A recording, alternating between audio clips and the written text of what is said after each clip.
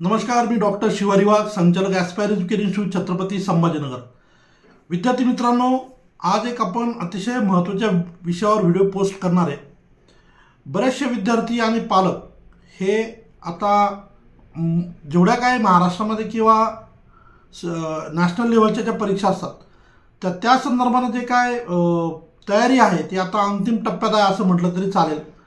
Already JEE मेन्सची exam second सेशनची सुरू आहे. लवकरच CETची परीक्षा होणार आहे, नीटची परीक्षा होणार आहे.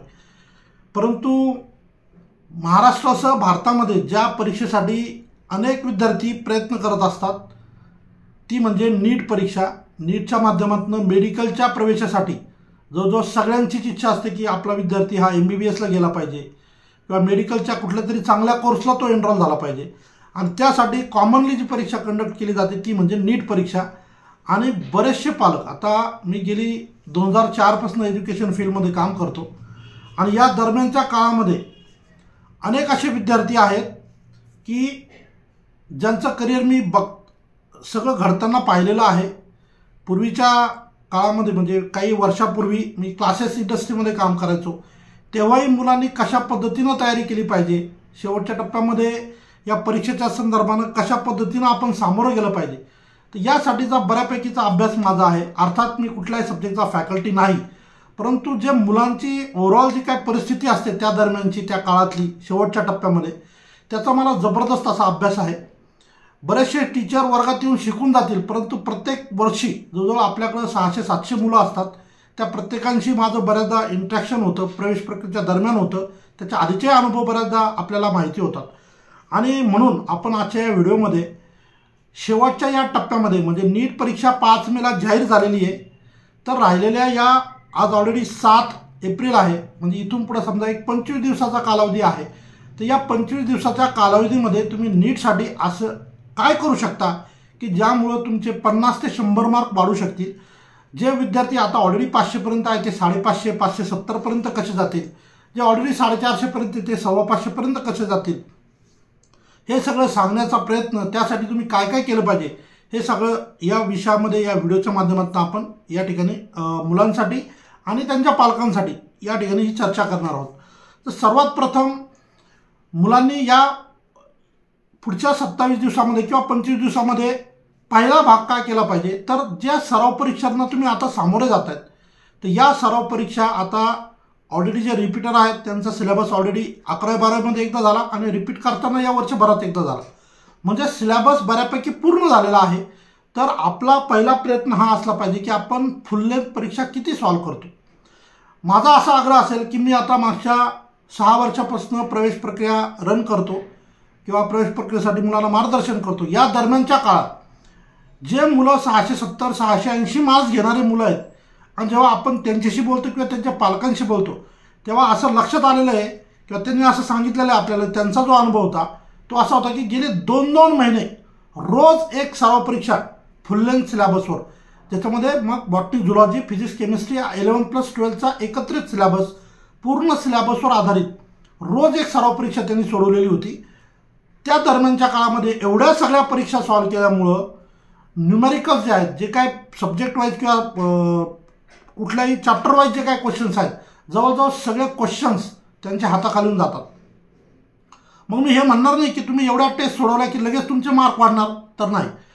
रोज एक टेस्ट दिल्यामुळं काय होणार की नंबर ऑफ न्यूमेरिकल्स तुमच्या हाताखालून जाणार आणि पेपर संपल्यानंतर तुम्ही जेव्हा पेपर चेक करणार, अर्थात तुम्हाला तुमचा स्कोअर मिळेल, परंतु तुम्हाला त्यात एक ॲडिशनल गोष्ट मिळेल, ती म्हणजे ज्या प्रश्नांची तुमची उत्तरं चुकली त्याचं योग्य उत्तर काय होतं हेही तुम्हाला कळेल.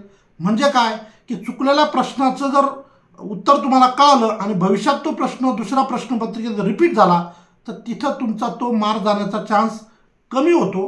बऱ्यापैकी तुम्हाला ते उत्तर बघा, परीक्षा आपण देतोय, परीक्षेनंतर पेपर चेक करतोय, स्कोअर आलेला आहे आणि जे चुकलेलं आहे ह्या चुकलेल्या गोष्टी इम्प्रूव्ह करणं या शेवटच्या टप्प्यात फार गरजेचं आहे. सगळ्यात इम्पॉर्टंट पार्ट काय असेल, परत एक ॲडिशनल सांगायचं झालं तर तुमचा जो पेपर असणार आहे हा दुपारी 2 ते 5 या वेळेत तुमचा पेपर कंडक्ट होणार आहे. म्हणजे काय, नॉर्मली आता जे पेपर मुलं देतात ते केव्हा देतात, तर ते सकाळच्या सेशनमध्ये देतात किंवा सायंकाळच्या सेशनमध्ये देतात. काही क्लासेसवाल्यांनी आवर्जून जो नीट परीक्षेचा शेड्यूल आहे, टाइम टेबल आहे, त्याच वेळेत मुलांच्या परीक्षा कंडक्ट करायचं नियोजन केलेलं आहे. अर्थात हे खूप चांगलं आहे, पण सगळ्या ठिकाणी असं होत असेल का तर नाही. ज्या ज्या ठिकाणी वेळ सकाळच्या सेशनमध्ये पेपर कंडक्ट केले जात आहेत, सायंकाळच्या सेशनमध्ये कंडक्ट केले जात आहेत, अशा सगळ्या क्लासेसमध्ये या आपण सगळ्या विद्यार्थ्यांनी दुपारी 2 ते 5 या वेळेत पेपर घेण्याचा आग्रह धरावा.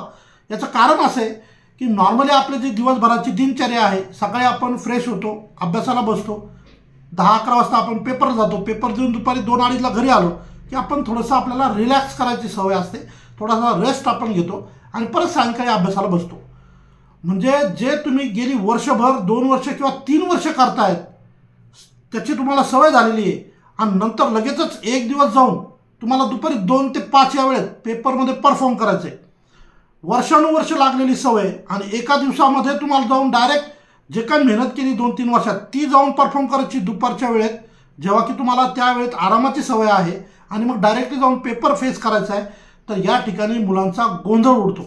म्हणून माझं सगळ्या मुलांना सजेशन असेल की तुम्ही भले तुमचे क्लासेसवाले दुपारी पेपर कंडक्ट करू शकत नसतील तर तुम्ही मॅक्झिमम पेपर उपलब्ध करून घ्या आणि दुपारी 2 ते 5 या वेळेत नक्की पेपर द्या. साधारण एक 25 टेस्ट जर दुपारी 2 ते 5 या वेळेत तुम्ही दिल्या तर सगळ्यात महत्त्वाचं म्हणजे तुमच्या शरीराला तुमची मेंटॅलिटी अशा पद्धतीनं डेव्हलप होईल आणि त्यामुळं तुमचा पेपरवर जो आहे तो जबरदस्त इफेक्ट असेल, चांगला परिणाम होईल. नॉर्मली दुपारच्या वेळेत माणूस थोडंसं आळसावतं किंवा सकाळी जर थकलेला असेल तर दुपारी थोडासा रेस्टचा मूड असतो, परंतु आपल्या आयुष्याचा प्रश्न आहे म्हणून आपल्याला दुपारी 2 ते 5 या वेळेत नक्की पेपर आपण सॉल्व करा. साधारण दिवसभराचं शेड्यूल कसं असायला पाहिजे हे पण मी सांगतो, कारण आता मोस्टली कुठल्याच क्लासेसवाले मुलांना कोचिंगसाठी बोलवत नाहीत. अर्थात परीक्षेसाठी बोलवतात, कोचिंगसाठी बोलवत नाही.